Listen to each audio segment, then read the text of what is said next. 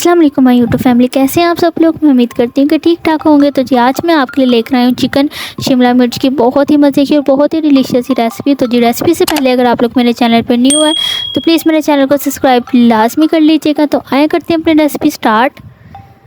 जी सबसे पहले आप लोग ले लें अपनी एक पतीली, उसमें आप लोगों ने हाफ़ कप ऑयल या घी जो है वो आपने कर लेना है ऐड। उसके बाद 2 से 3 मीडियम साइज़ के आप लोग प्याज इसमें काट के जो है वो कर दें ऐड और इसको अच्छे से सौते कर लें।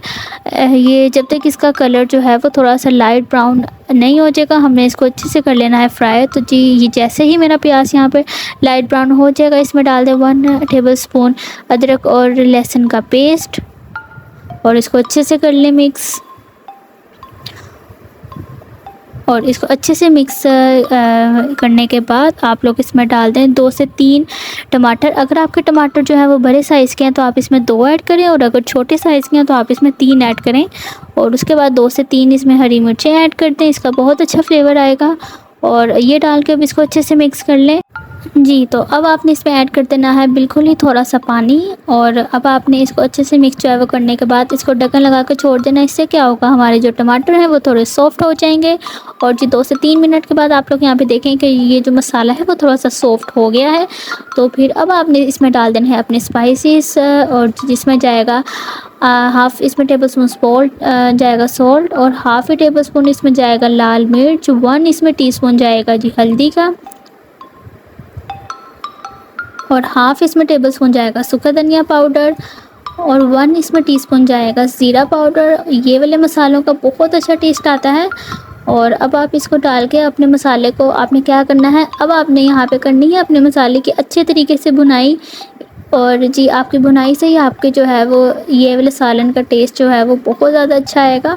और जी इसको अच्छे से भूनने के बाद आप इसमें ऐड कर दें अपने चिकन का कीमा, और मैंने यहाँ पे जो है वो थोड़े से विंग्स भी किए थे ऐड, इसका भी बहुत अच्छा टेस्ट आता है।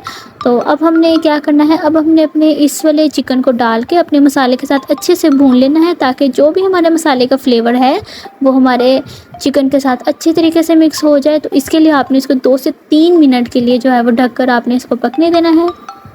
तो जी 2 से 3 मिनट के बाद यहाँ पे देखें कि ये जो मेरा चिकन है वो कितने अच्छे तरीके से मेरे मसाले के साथ असेंबल हो गया है, और ये जी कितने अच्छे तरीके से भुन चुका है, इसका घी भी सेपरेट हो गया है। और जी आप लोग भी अपने जो है वो मसाले की अच्छे तरीके से भुनाई किया करें। और अब आपने इसमें ऐड कर देनी है अपनी शिमला मिर्च, इसको मैंने इस तरीके की जो है वो जी बारीक फॉर्म में किया था कट।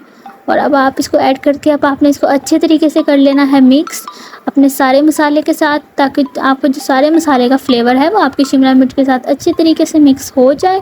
तो जी जब आप अपने शिमला मिर्च को अच्छे तरीके से मिक्स कर लें तो आपने इसको जी ढक्कन लगा के जो है वो आपने इसको 15 से 20 मिनट जो है वो बिल्कुल ही लो फ्लेम पे आपने इसको पकने देना है।